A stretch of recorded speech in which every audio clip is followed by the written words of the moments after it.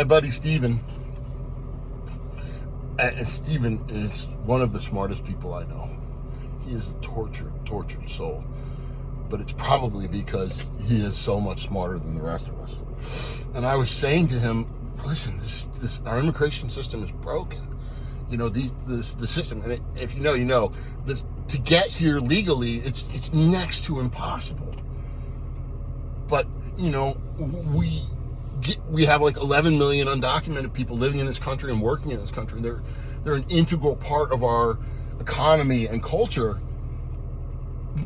But we can't put two and two together. It's broken. And he goes, Terry, it's not broken. It's working exactly how it was designed, right? You know, you get this body of people who will come and do jobs that maybe other people wouldn't want to do, and they'll do them for less money. And, you know, they're easy to control. And if you ever have a problem, you know, if you're of a certain political bent and we ever have a problem, you need to win an election, you can demonize them. And then, you know, look what we have right now. He's like, yeah, this is working exactly as it was designed. And I'm like, whoa. But I'm also like, you know, never assume conspiracy when incompetence could be the explanation. So, you know, I've got that going on too. So we're watching what the ICE is doing, and you know, it's to me, it's, you know, it's heartbreaking. I'm looking at what they're doing. You know, Pete King, who's a former congressman, and it's a guy I really like him. He posted, you know, look, it's working. You know, with some screenshots of Fox News or whatever. The worst first policy that the president implemented using the ICE, they're going after the criminals. And I'm like, dude, no. This story yesterday, it fucking broke me up. I lost sleep over it. This toddler, their mother, and grandmother are shopping in a department store, apparently, in Racine. I think it's Racine, Wisconsin. It's Wisconsin, but I think it's Racine.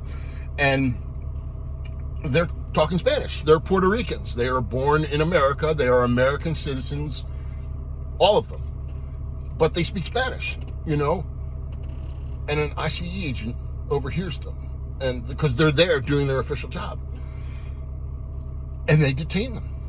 And the mom is like, whoa, dude, I'm Puerto Rican, you know? God bless America. And they're like, get in the fucking van.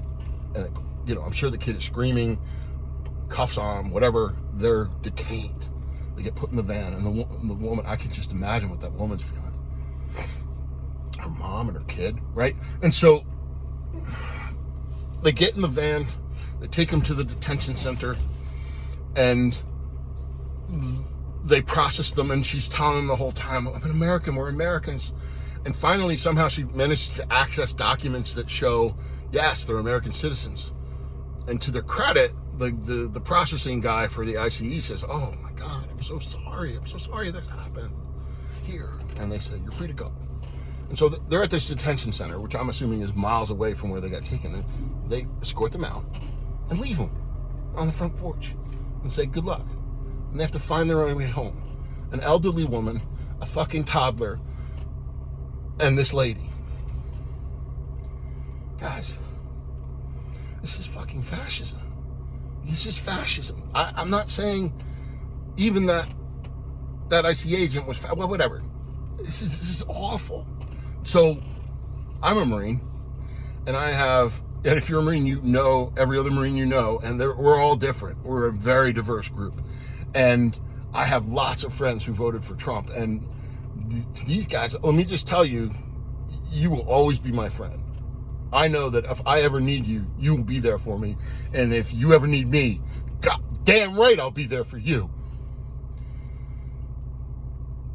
But what I also know is that a bunch of my Marine brothers and sisters, none of whom I know personally, they left service after 4 or 6 years or whatever, and they said, I want to continue to serve. I want to keep making America safe. And so they joined the ICE, right? And I do not doubt their patriotism or their desire to do good. Now, there's an American that most of you don't know about. You should. He is, to me, top 5, like up there with George Washington. just an amazing American. I mean, he has like 2.5 medals of honor. He hated fascism above all else. In World War I, he served with Mussolini, and he saw Mussolini do something horrible. And, he met the guy, and he was just, ugh. And he said out loud, and do horrible and illegal, right? And so he started talking about it. He started talking to the press about it. He started saying, this guy, Il Duce, he is a piece of garbage, a fascist, awful person. And the commandant of the Marine Corps was like, dude, that's our ally, because he was our ally at the time. And he goes, you can't say these things. And Smedley, he just blinks at him. And he goes, no. And he goes on and continues to do what he's doing. And they come back to him and they say, you will be arrested and court-martialed.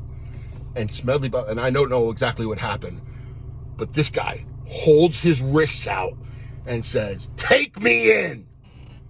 Have a trial. And they did. And of course he was acquitted, right? So this guy, who is great for so many reasons, hates fascism. Hates it. He saved America from it, It's a long story. So to my brothers and sisters who are in the ICE, who love America and want to keep it safe,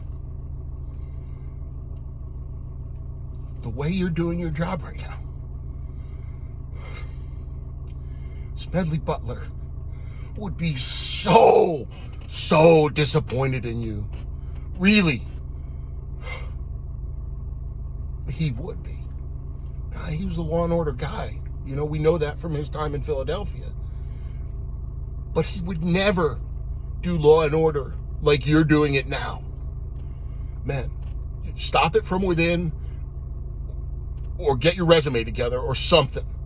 But please do it for Smedley.